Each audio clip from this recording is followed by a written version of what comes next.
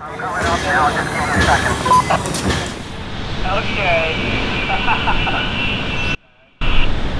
Coming down a little more to the murder, man. Sorry about the that's good.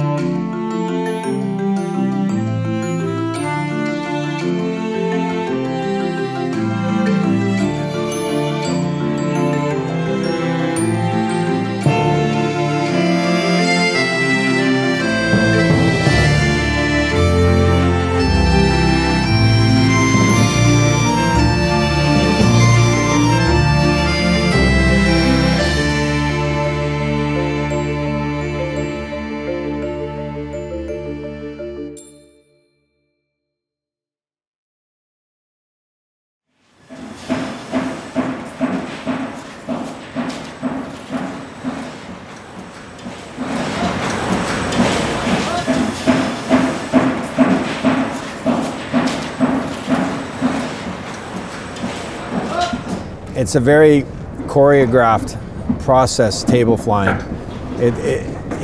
To a layman, it doesn't look like anything's going on, but there's a lot going on. Each table pick is coordinated in a sequence. Same with the way they rebuild the tables. It's all coordinated within sequence. That's what keeps it safe and keeps it moving efficiently.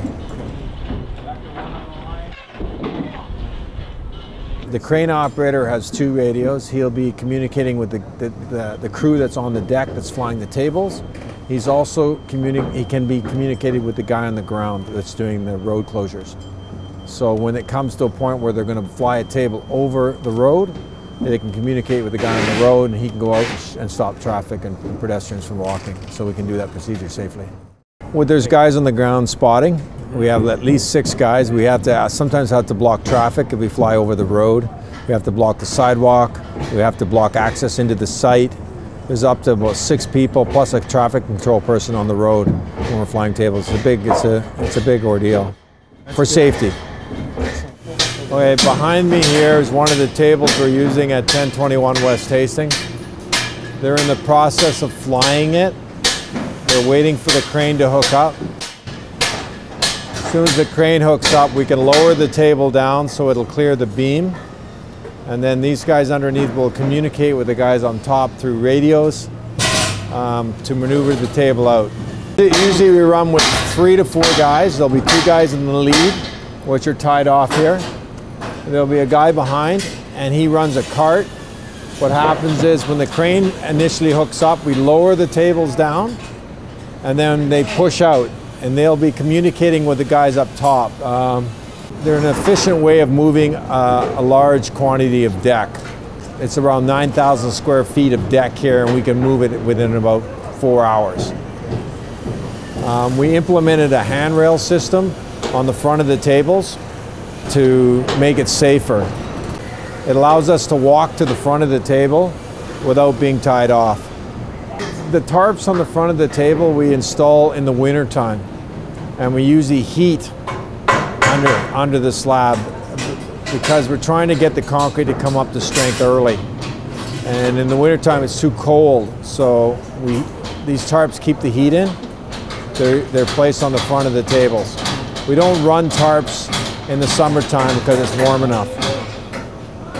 In Vancouver, BC, we're allowed to fly tables. In some parts of the continent, you're not because of safety. And we've been flying tables for years, probably 40 years.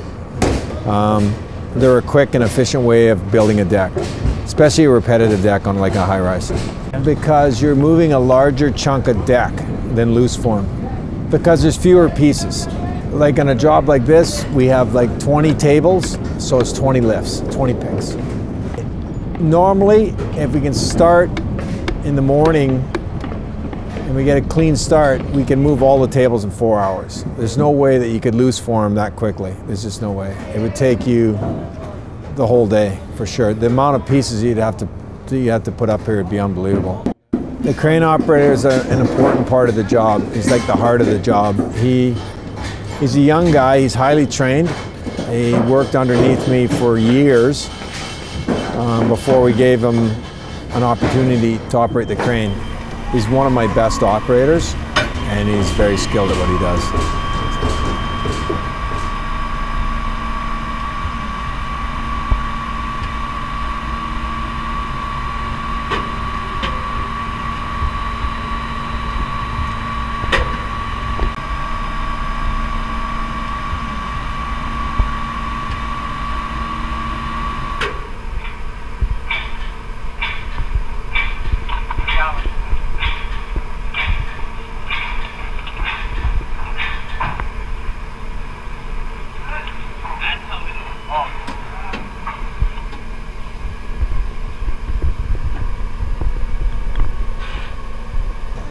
Anyone that's working on the leading edge needs to be tied off. If you're not allowed up here. Every employee that wears a harness has to go through an orientation, which takes a day. It's a training course, how to use a harness. And everyone that wears one has to take the course. And then anyone working on the tables that's on the leading edge needs to be tied off. And we usually use retractables. It's like a cable retractable. We find that to be the most efficient way of doing it, and the safest. You pull the string out and it retracts back into it. It's a cable actually, and it's hooked to a spring. So as you go out, it comes out with you, and then when you go back, it goes back in. That way that you're not tripping over the cable. It's always contained in a small unit that's held behind you. Jim implemented these unique tie-off points on the deck. A lot of thought went into the locations according to where we need them for the tables. It works like a seat belt. If there's a sudden jerk, it locks up, preventing you from pulling more cable out of it. That's how it helps. That's how it prevents you when you fall off the building or fall anywhere. It'll lock up, and then it prevents you from falling. Some of these guys have a lot of experience. Some of the guys don't. The junior guys have to work with the senior guys. Some of these guys have around 10, 15 years experience. I have 35 years experience. So I've been doing this a long time. I've trained everyone up until this point. Now you get to a point where I did all the training, and then they train themselves. As new people come on, they've already learned the task, they train other people.